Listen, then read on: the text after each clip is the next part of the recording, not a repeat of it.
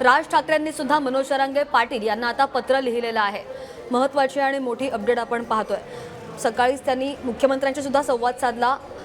उद्धव ठाकरेंनी सुद्धा त्यांच्याशी फोनवरून संवाद साधला आणि त्यानंतर आता राज ठाकरेंनी सुद्धा मनोज जरांगे पाटील यांना पत्र लिहिलेलं आहे। तुमच्याकडून निवडणुकीमध्ये फक्त मतदान महत्त्वाचं नाही, राज ठाकरेंनी मनोज जरांगे यांना आता पत्र लिहिलेलं आहे। या संदर्भात अधिकचे अपडेट्स घेऊयात। आमचे प्रतिनिधी श्रेयस सावंत जोडले गेलेले आहेत। श्रेयस, नेमकं या पत्रामध्ये काय म्हटलेलं आहे?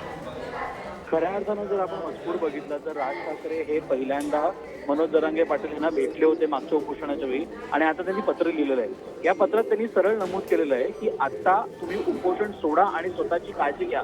एकूण दुसरा जो भाग त्याच्या पत्रात असा आहे की जर सरकारला आणि शासनाला जर ह्या सगळं आरक्षण द्यायचं असेल तर विशेष अधिवेशन बोलवावं आणि त्याच्यानंतर त्या अधिवेशनात कळावं की कुठल्या नेत्याला काय बोलायचं आहे, कुठल्या सरकारचं काय म्हणणं आहे आरक्षणाबद्दल, आणि ते जर आरक्षण द्यायचं असेल तर त्या अधिवेशनातच द्यावं असं सुद्धा राज ठाकरेंनी म्हटलंय।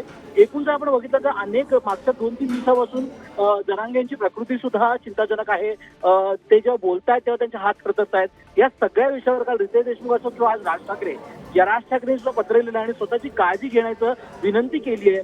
लवकरात लवकर उपोषण सोडा आणि तुमची काळजी घ्या असं सुद्धा राज ठाकरे यांनी म्हटलेलं आहे स्वतः, असं आपल्याला म्हणावं लागेल। नक्कीच श्रेयस, तर आपण पाहतोय की सकाळपासूनच अनेक राजकीय नेत्यांनी सुद्धा मनोज जरांगेंशी संवाद साधला आणि त्याच पार्श्वभूमीवर आत्ताची महत्त्वाची अपडेट आपण पाहतोय। राज ठाकरेंनी सुद्धा, मनसे अध्यक्ष राज ठाकरेंनी सुद्धा आता मनोज जरांगेंना पत्र लिहिलेलं आहे आणि त्यांनी उपोषण मागे घ्यावं अशी मागणी केली आहे। अगदी सकाळपासून आपण जर पाहिलं तर अनेक राजकीय नेत्यांनी सुद्धा त्यांच्याशी संवाद साधला। मुख्यमंत्री शिंदे त्यांच्याशी खूप वेळ बोलले, शाहू छत्रपती सुद्धा त्यांच्या भेटीला गेले होते, त्यानंतर त्यांनी पाणी पिलं।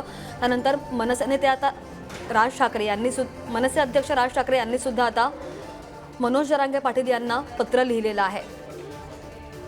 उद्धव ठाकरेंनी सुद्धा त्यांच्याशी संवाद साधला, त्यांना पाणी पिण्याची विनंती केली आणि आता जे पत्र त्यांनी लिहिलं आहे त्यांना तुम्ही ज्या मागणीसाठी उपोषण करत आहात त्याच्याशी काहीही घेणं देणं नाही असा उल्लेख या पत्रामध्ये करण्यात आलेला आहे।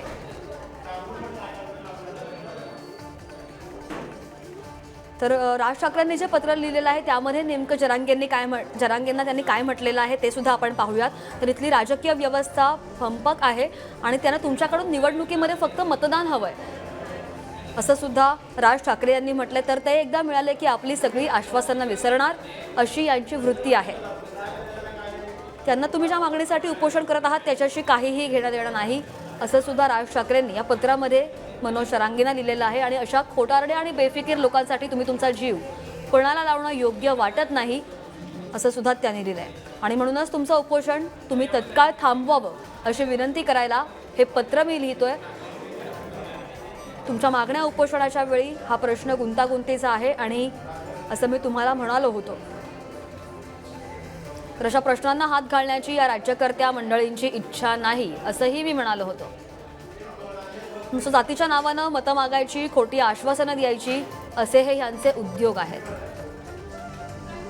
आपणही मग भाबडेपणाने त्यांना मतदान करतो आणि आपल्यासाठी काही करेल असं वाटलं म्हणून त्यांना मतदान केलं, एकदा नाही अनेकदा केलं, तर त्याचा त्यांनी गैरफायदा घेतला आणि माणसं फार निष्ठुर आहेत।